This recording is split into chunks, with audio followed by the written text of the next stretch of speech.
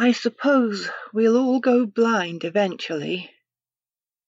And I don't say blind to mean loss of eyesight. The old man, father, can see all right, but I don't know what he's looking at, staring black-eyed, empty-eyed across the room, through the walls, across the coal-dusted lawn and streets and trees, off into an empty, deep, dark night sky, patiently waiting for the constellations to come back. They won't. We, as a civilization, have waited for eons to have it all come to us, in meaning and epiphany, the loose ends and entwinings.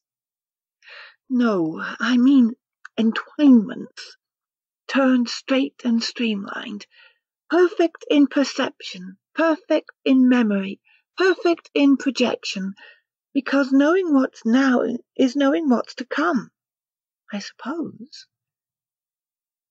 Now it's here, giving hardly more answers than it ever has, and it has decided to take us back with it, unfortunately. The blindness creeps. It got to the old man, and he's hardly moved since, sunk deep in his chair, no sound but raspy breaths, stifled by the fine black powder smudging the rims of the holes in his head. Ears, nose, mouth, eyes, it smushes, no, pushes, no, suffuses up his fingers and extremities like a fungus or frostbite might do. It is delicate and lissom like a hairy jungle spider, a tartangula, no, a tarantella. You'll have to check my spelling on that. Keep a dictionary handy, because the powder's getting to me quickly. I can't see it, but I can feel it. It's in me, coursing my veins, turning my blood to a viscous dark slush. I can literally hear it shushing into the folds of my brain, taking fine details and memories, mostly the good ones, leaving me with the hate, spit, and anger, leaving me with bitterness and jealousy and hurt and pain. I hear echoes of the old man saying, "Shut up," and "I don't have time for you." The quieter tones are, "I love you," and "You did your best, and that's enough." Muted, tamped with silt. This numbing, this forgetting, it is the blindness, as I'm calling it, for one, lack of a better word, and for two, lack of ability to recall a better word, as the fine black powder seeps in, through and up, taking its toll. So I'm writing this down, maybe for me, maybe for one tenacious, immune survivor, someday stomping across a black-crusted landscape in search of a way to rebuild amidst the photonegative desert our planet will eventually become. I suppose. I want to say it came down like snow, in swirls and eddies, feather-light and floaty, magical and enthralling in its own way, a black Christmas. But it had more loft. Lift. It was a finer stuff, like a pollen or dander. It hung and held like the dust of a dirt road when a log truck passes through. It sucked at illumination, street lamps, mere pinpricks like the stars above them had previously been. Those stars had gone out completely, and the floodlights of our porch struggled to reveal a backyard and tree line gone gunmetal black under the enigmatic squalls of outer space, dropping at a rate of several inches per hour, piling in drifts against the fences and houses.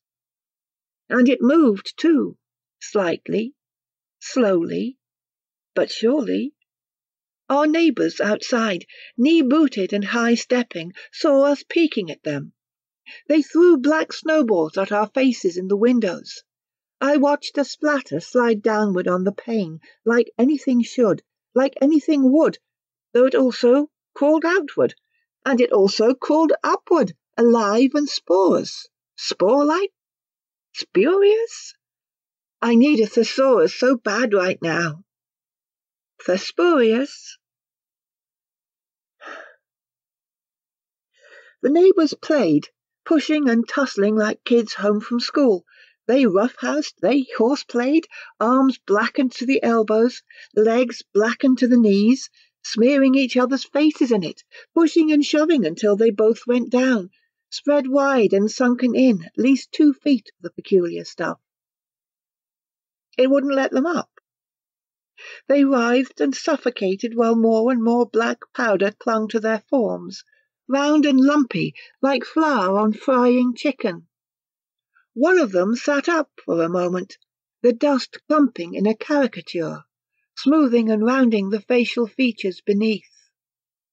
2 fat, dark snowmen wallowed in black clouds. They noiselessly exploded, leaving trace remnants behind. We'll all go like that eventually, I suppose. Right after the blindness.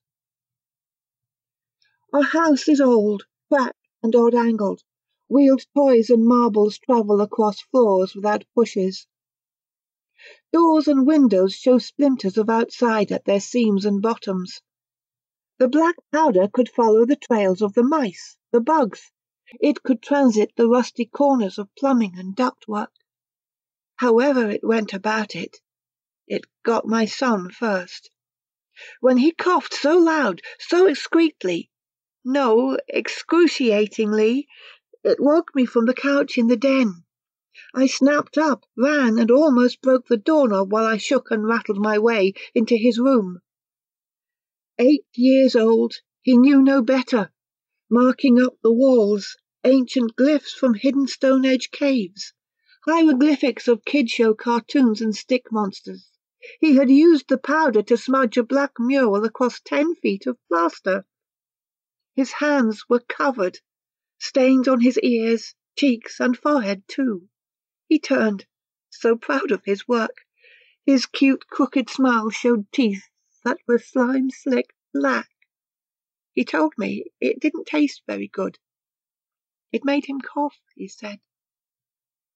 When my mother came up from checking the canned food supply in the basement, the black sprinkles in her perm and the grey spider veins tracking across her forehead was more than enough to know where it would go from there. She quarantined to her bedroom, both her and my little boy, huddled together in the big bed, only one lamp on in the room, enough to show the black motes dancing in the air. Tarantella? Each time they coughed, long and hacking, like patients in a ward. My mother hung in. I watched from the cracked door, surgical mask on my face. She screamed and threw things if I tried to come in. My God, at the filth and swears she directed at me as the schmutz took her mind. Still, she held my child for me. She clung, she cried, though the tears evaporated on her desiccating cheeks. Both fell apart like ashen vampires under noonday sun. It was slow motion. It was silent.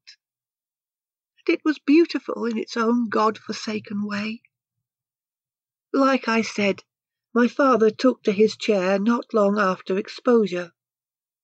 The old man thought he could outsmart it, be better, survive the plague with the same stern stubbornness that kept him alive in war-torn jungles half a world away.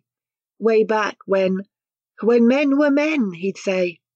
He glazed over quickly, keeping it in as he'd always done.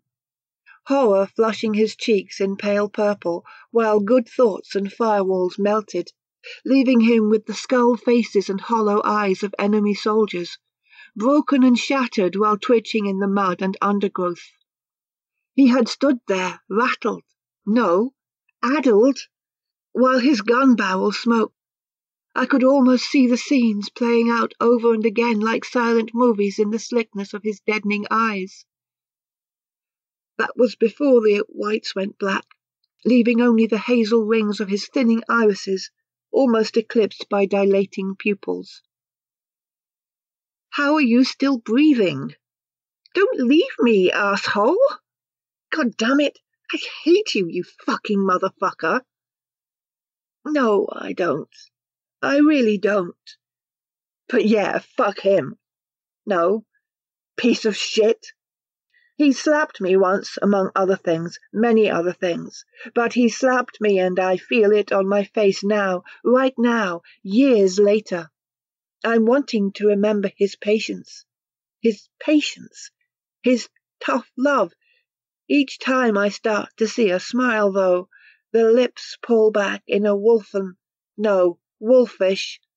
vulpine, pine cone snarl, and I'm slapped again. Excessive, redundant. Okay, I get it, Dad. Okay. Slap, slap, slap, slap. He just sits there, immobile, gut shot, guts hot, across the womb. No, room. Still, my hand works this pen anonymously. No, autonomically. Speaking my mind using only what's left of it. Unable to grasp something, sometimes. A sweeter sense. I just want to punch him in the face, cave in his deadened head with this inexplicable, excitable rain. No, rage! It's a mercy kill. Skill, at this point. I'll probably draw my hand back only to find his skull's already a spore-filled balloon, a jack-o'-lantern full of demoniac, no, devil's pixie dust. Jesus H. It's getting to me a lot faster than I thought it would. I'm going to wait it out. Sit it out. Shut up, out. The old man's done anyway. He might as well be dinging like an oven-timer. Old-timer. Hell, no. He'll combust, too, in a dry, arid evaporation, leaving rags of clothes, teeth and toenails in a pile on the floor. It'll all go up cinematically, elegantly, in a mini mushroom cloud, like newsreel footage of Bikini Atoll. Left in the chair, just a cracked rib cage, barely clinging to pencil-straight vertebrae. Suit blackened, ensuited, insouciant, I suppose, repose prosaic.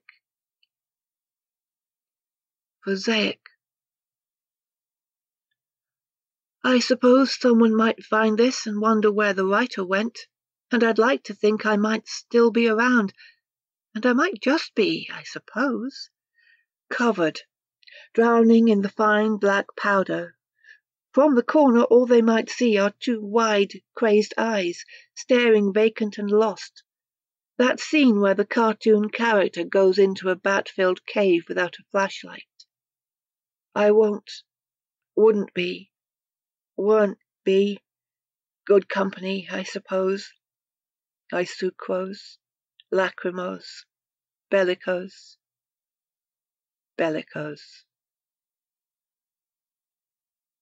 I can see them coming now. I can see farther than I've ever seen.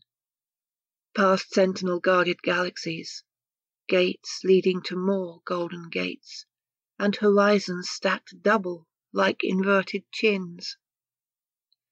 They are older than time, elemental, foundational, yet dysfunctional, dystopian, dysenterial. They are older than the old man. I can hear him now, what he might say, what he might suppose about the whole sticky situation.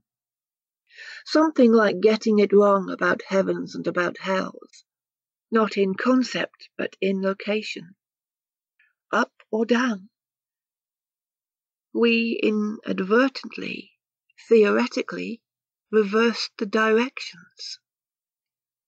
Bastard, that old man. Knew nothing all along. All alone. Insouciant. Tarantella. Suffused, I suppose.